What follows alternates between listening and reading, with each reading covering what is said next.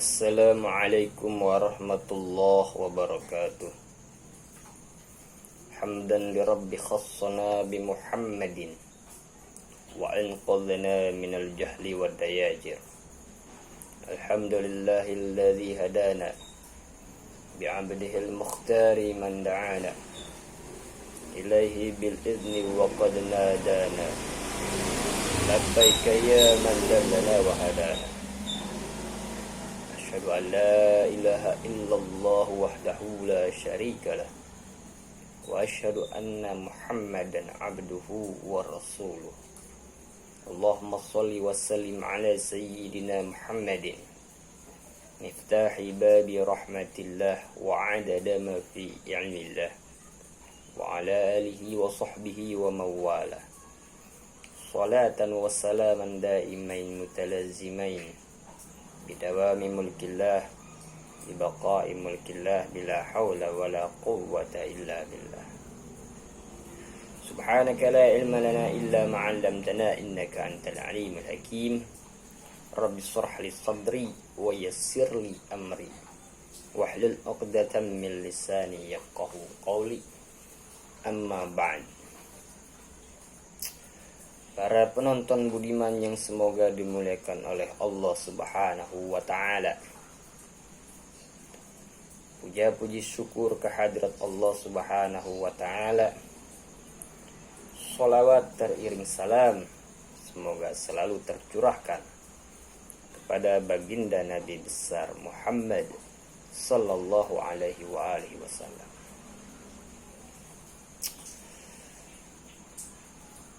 Alasan saya membuat video ini adalah yang pertama karena ada beberapa pertanyaan daripada kenalan-kenalan saya maupun orang-orang terdekat yang mempertanyakan tentang penarikan pusaka gaib, harta karun, dan sebagainya. Apakah hal tersebut adalah sebuah settingan, editan, atau fakta nyata? Maka sebelum kita mengambil penilaian, kita kembalikan dulu semuanya bahwa apapun itu, entah itu editan, entah itu adalah settingan ataupun real, itu adalah sebuah kehendak dari Allah Subhanahu wa ta'ala. Itu yang pertama yang harus kita yakini, bahwa segala sesuatunya Allah yang memiliki kehendak, dan itu adalah nyata. Adapun dalam hal ini, banyaknya fenomena-fenomena yang kita lihat, baik itu di multimedia, internet, dan sebagainya. Kita melihat ada sebuah kejadian yang dimana ada seorang praktisi melakukan penarikan secara gaib dan bisa diwujudkan atau dimanifestasikan ke alam nyata. Dalam hal ini, saya sebagai reaction, saya menanggapi secara subjektivitas saya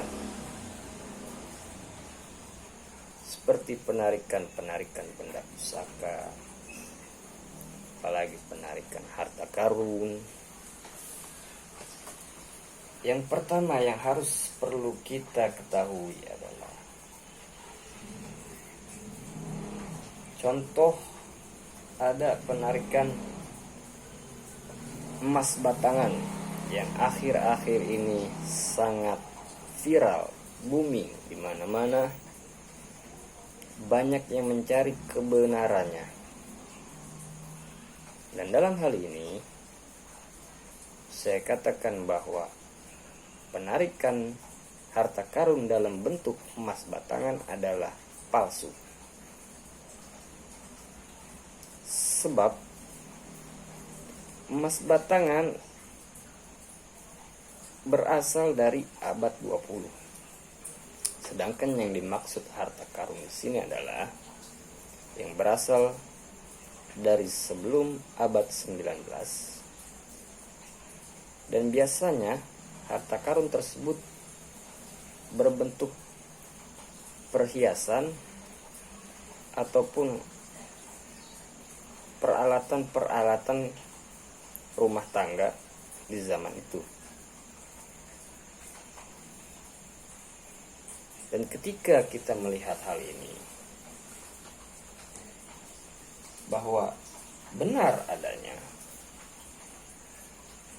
sebuah harta karun yang disamarkan atau dibuat gaib, itu memang bisa dimanifestasikan. Akan tetapi ada dampaknya, ada resikonya. Dan resiko ini bukan hanya berdampak kepada diri si praktisi tersebut. Biasanya dampaknya tersebut akan bereaksi kepada lingkungan sekitar. Itu minimal. Karena pada hakikatnya, pada dasarnya, seperti harta karun ataupun pusaka-pusaka gaib, mereka adalah penyeimbang alam. Ketika penyeimbang alam ini kita tarik secara paksa, maka akan terjadi gejolak alam. Contoh, ketika ada seseorang menarik benda pusaka itu di suatu tempat, di sebuah pohon, maka biasanya dampak yang paling kecil itu kita bisa rasakan, misalnya di atas area tersebut akan berhembus angin yang berputar, dan itu angin yang kencang. Itu minimal, karena ada gesekan energi antara pusaka gaib tersebut dengan energi praktisi. Dan ada juga ketika kita menarik paksa benda tersebut, pohon tersebut bisa terbelah. Itu karena gesekan energi yang kuat. Dan jika itu sebuah pusaka yang memiliki energi besar seperti harta karun, ketika ditarik paksa, resikonya adalah akan terjadinya gejolak alam seperti tsunami, gempa bumi, longsor. Dan ini umum terjadi ketika energi penyeimbang tersebut kita tarik keluar.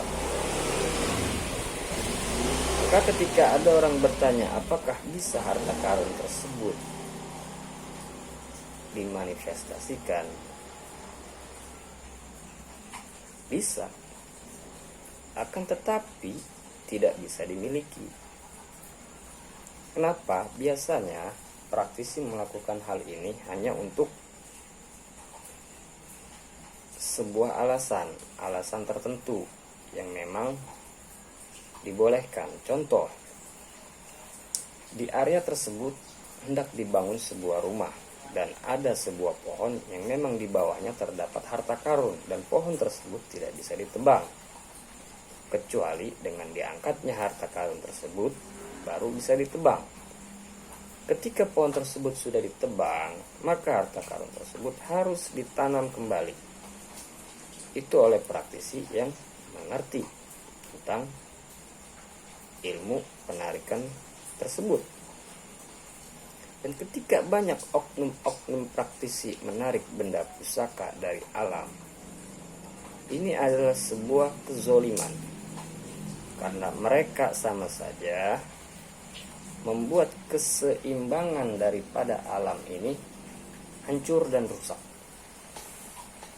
Sama seperti di dunia nyata, ketika orang menambang barang tambang daripada emas, perak, timah, maka akan terjadi kerusakan alam. Begitupun dengan dunia gaib. Ketika banyak oknum melakukan hal tersebut, maka alam pun akan bereaksi. Alam akan bergejolak dan menimbulkan banyak kejadian-kejadian seperti bencana alam, tsunami, gempa bumi, longsor, dan sebagainya. Maka yang perlu kita perhatikan di sini adalah jangan pernah mempercayai jika ada praktisi ingin membongkar atau menarik sebuah harta karun yang berada di rumah Anda. Karena bisa dipastikan hal tersebut adalah penipuan.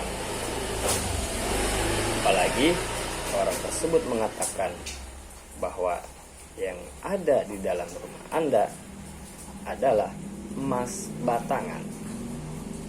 Maka hal tersebut adalah modus daripada penipuan. Sekian dari saya. Salam kobong mania. Billahi taufiq wal hidayah. Adanallahu wa iyyakum ajma'in. Wallahul muwaffiq ila aqwamit thoriq. Wassalamualaikum warahmatullahi wabarakatuh.